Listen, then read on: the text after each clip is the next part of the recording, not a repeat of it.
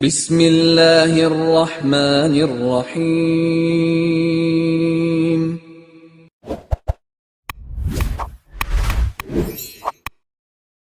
السلام علیکم ورحمۃ اللہ وبرکاتہ۔ الحمد للہ حمدا کثیرا طیبا مبارکا فیہ، والصلاة والسلام علی سید المرسلین محمد وآلہ وصحبہ اجمعین، اما بعد۔ حاضرین و ناظرین، یہ درس حدیث نمبر 479 ہے، 479۔ عنوان ہے رسول رحمت صلی اللہ علیہ وسلم کی عاجزی و انکساری۔ روایت سماعت کیجیے، ترجمے کے بعد تشریح کی جائے گی۔ بسم اللہ الرحمن الرحیم۔ عن عمر بن الخطاب رضی اللہ عنہ قال قال رسول اللہ صلی اللہ علیہ وسلم لا تطرونی کما اطرت النصارى ابن مریم انما انا عبد فقولوا عبد اللہ ورسولہ۔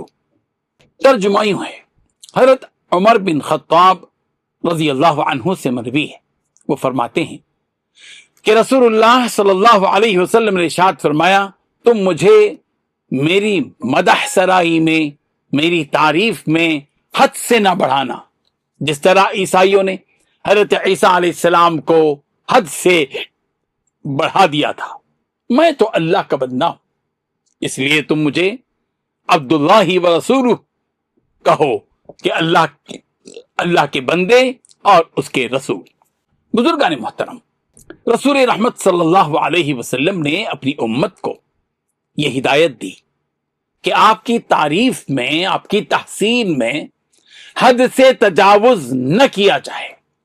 ہر ایک کے اپنے مراتب ہیں، ان کی حدیں ہیں، کیونکہ حد سے بڑی ہوئی تعریف انسان کو حقیقت سے دور لے جا سکتی ہے۔ اس کی مثال نصارہ کی ہے۔ نصارہ کی مثال پیغمبر نے دی کہ نصارہ نے حضرت عیسیٰ علیہ السلام کی محبت میں غلو کیا۔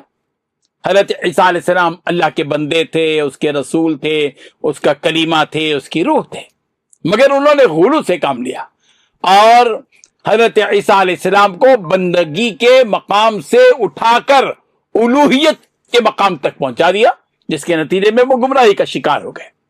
اس سے معلوم ہوا کہ محبت اگر حدود میں نہ رہے تو عقیدہ خراب ہو جاتا ہے۔ رسول رحمت صلی اللہ علیہ وسلم نے ارشاد فرمایا، میں اللہ کا بندہ ہوں، اس سے بندگی کی عظمت ظاہر ہوتی ہے۔ کہہ کر آپ علیہ الصلوۃ والتسلیم نے اپنے منصب رسالت کو بیان فرما کہ میں اللہ کا بندہ ہوں اور اس کا رسول ہوں۔ اس میں امت کو یہ تعلیم دی گئی کہ عبداللہ و رسولہ، یعنی آپ کو اللہ کا بندہ کہو اور اس کا رسول مانو، نہ اس سے کم نہ اس سے زیادہ۔ یہ حدیث اس بات کی رہنمائی کرتی ہے کہ نبی کریم صلی اللہ علیہ وسلم کی محبت، تعظیم اور اطاعت ضروری ہے، لیکن عبادت کو صرف اللہ تعالیٰ کے لیے خاص کیا گیا ہے کہ فاعبدوا اللہ، بس اللہ کی عبادت کرو، اللہ کے علاوہ کسی کو معبود نہیں بنایا جا سکتا۔ یہی درست عقیدہ ہے اور یہ ایمان کی اساس ہے جو انسان کو ہر قسم کی گمراہی سے بچاتا ہے۔ اللہ تعالی ہم سب کو غور و فکر کرنے کی توفیق عطا فرمائے، آمین۔ وآخر دعوانا ان الحمد للہ رب العالمین۔